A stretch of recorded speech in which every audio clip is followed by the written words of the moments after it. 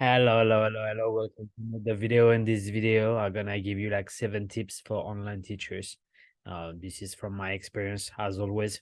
I hope you like it. If you have any question, don't hesitate to ask me down below.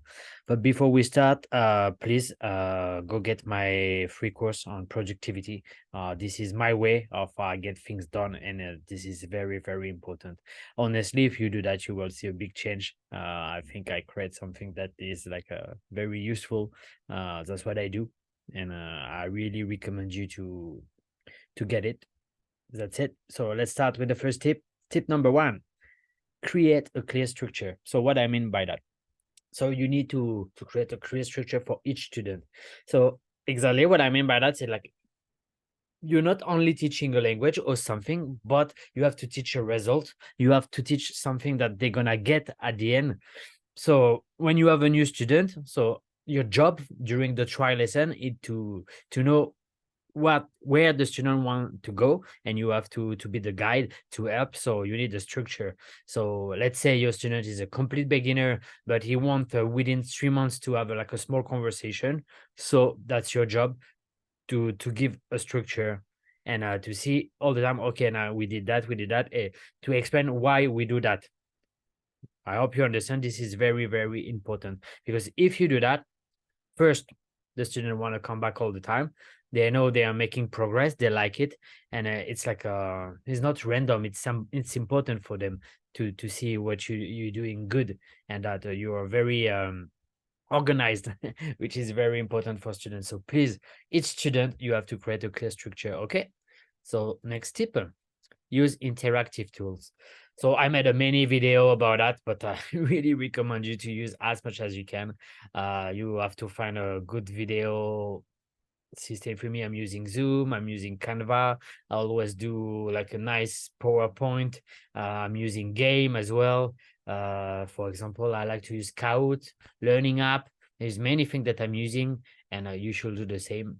So please don't hesitate to use it. Don't be boring. Never ever show your like your manual, your book with the lesson. No, it's online, so it has to be online.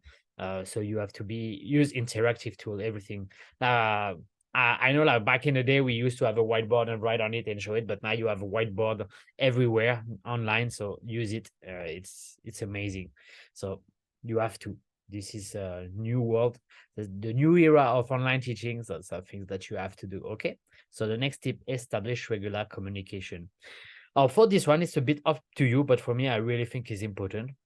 So I will tell you my way, but you can do what you want. So I know some teacher, they have like a Facebook page, or all the student they are on the Facebook page. They can do the communication. They have the student on Facebook. For me, I use WhatsApp.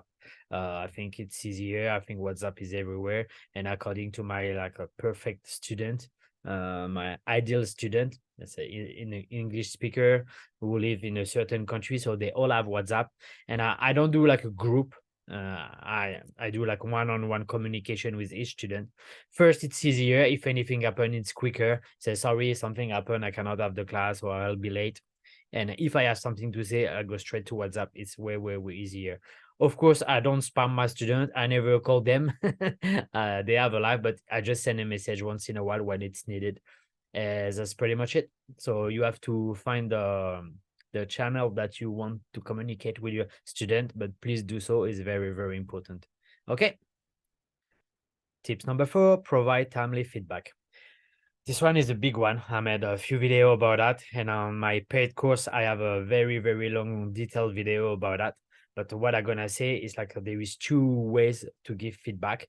There is the small feedback during the class. So what I use during the class, we call it the shit sandwich from Tim Ferriss. So I say something good if I want to say something bad. For example, my student made a grammar mistake that we saw like last week. For example, I say, oh, you remember now your accent was really good when you said that was perfect, but remember, you made a mistake from the grammar. So you say something good, then you say something like not bad, but to remind them that they make mistake.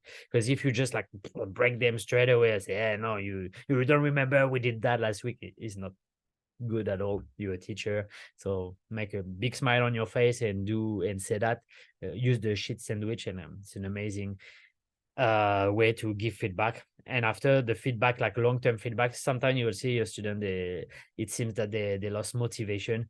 For me, I saw that often, of course, and I always remind them with my story. Now, I'm also a language learner. I'm learning Japanese at the moment, and I say, yeah, sometimes I want to give up. So I give them constructive feedback, and I just show them what they've done so far, and it will be like such a shame, not such a shame, but it will be sad to really give up right now, and you have to be careful with that. So give feedback, say, please, oh, you did well, next time we're gonna do that. And after you see, like, I think within 2 weeks, within 1 month, you will be able to say that and do that. So do think like this, very, very important. Okay, tips number 5, be flexible and supportive. So this one is a bit special, but I think it's common sense, but I want to talk about that. I think it's important. For me, like each student are different, so I have to teach them different way. Of course, they're different age, different culture, they're different. So some student, they are very, very, very slow. Some student are very, very, very fast.